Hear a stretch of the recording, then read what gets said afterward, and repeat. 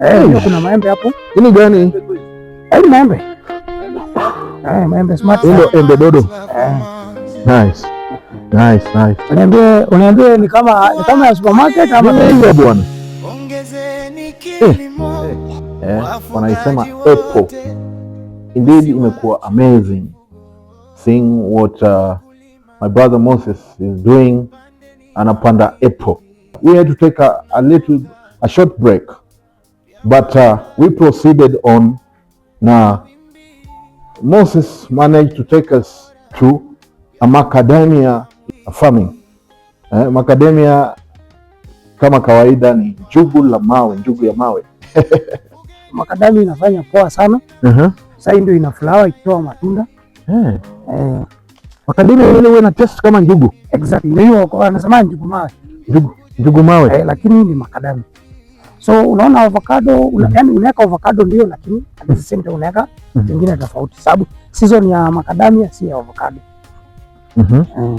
So macadamia also does well hapa vizuri sana. Sasa kama kuna miti hapa hii ina flower hapa. Okay.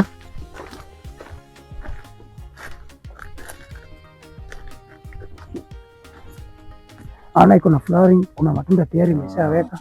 Wow. Na bado ndio imeanza. Wow. Amazing. So hadi even how long? So hii by next year tutakuwa soko March. By March tutakuwa soko. So hizi flowers zote zitakuwa ni macadamia. Yote sasa inaanzianga ndani kutoka nje. Amazing. This is the diversity that as a farmer inafaa upige hesabu yako mapema, na I mean it's not sio tu kuhusu mahindi, sio tu kuhusu we are normally used to one type of crop, yet we can do mixed farming and still earn more and more. Moses also ni mtu amepanda mahindi ziko kwa shamba, na pia ni kama ulipanda mapema nini kabla hivyo? Panda mapema, lakini still bado hazikufanya vizuri. Hazikuperform vizuri. But I'm happy. Yeah, you have the macadamia, you have the apples.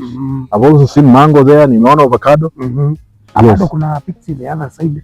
So hii kipotea the other side itafanya vizuri. Nice. So, ukulima biashara mara nyingine tena. We told you we will be going to farmers and we will be showing you what they do, and as a farmer be ready to receive us, to welcome us, so that you can as well also ufundishe wakulima wenzako namna au ukulima wa kisasa. Leo hii tunaona Moses amebobea sana kwa ukulima wa apple, which I've never seen it anywhere here in Uasin Gishu, and this is happening here in Yamombi, Muruti, and kitu ya kushangaza sana kwamba apple pia inaweza fanya hapa. Mahali tumezoea tu upanda mahindi, mahindi tu ndio tumezoea, lakini pia tunaweza panda apple na ifanye vizuri. Moses uko na mbegu za apple seedlings? Ziko. Yes. Ziko apple seedlings za apple ziko. Ndio bado sasa tunaenda tukiextend hata sisi tukiuzianga wale wakulima wengine. Amazing. So tuendelee kusemezana hapo chini. Make sure umesubscribe La Farmers Care hapo YouTube, and let's continue discussing about farming, kwa sababu farming is very wide. No one hakuna mtu mwenye ako right, but out of interaction na discussion tunajifunza mambo mengi kuhusu ukulima, and this is the way to go. Now we are talking of Vision 2060. Already we are in 30, and everything is happening the way it is supposed to be. Congratulations Moses. Asante sana kutukaribisha. Karibu. Na asante sana kwa kazi nzuri unafanya hapa maeneo ya Yamombi. Keep it locked. Healthy farm. Sema happy farmer. Happy farmer. Yeah, he's a happy farmer.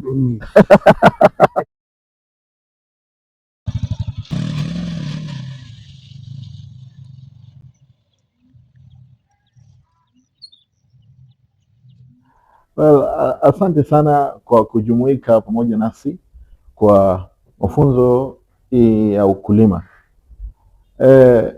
Next week au katika episode yetu ya pili ijayo, tutaweza pia kutembelea mkulima wa kahawa, na tutaweza pia kujifunza mengi kuhusu ukulima wa kahawa ambayo pia imekuwa ukulima wa kisasa, na wakulima wengi sasa ni kama safari sasa ni kahawa pia inarudisha vizuri. Make sure umetafuta La Farmers KE hapo na tuweze kusemezana zaidi na zaidi, maana ukulima ni kujifunza. Sio kwamba sisi tunajua sana, bali ukulima is all about learning.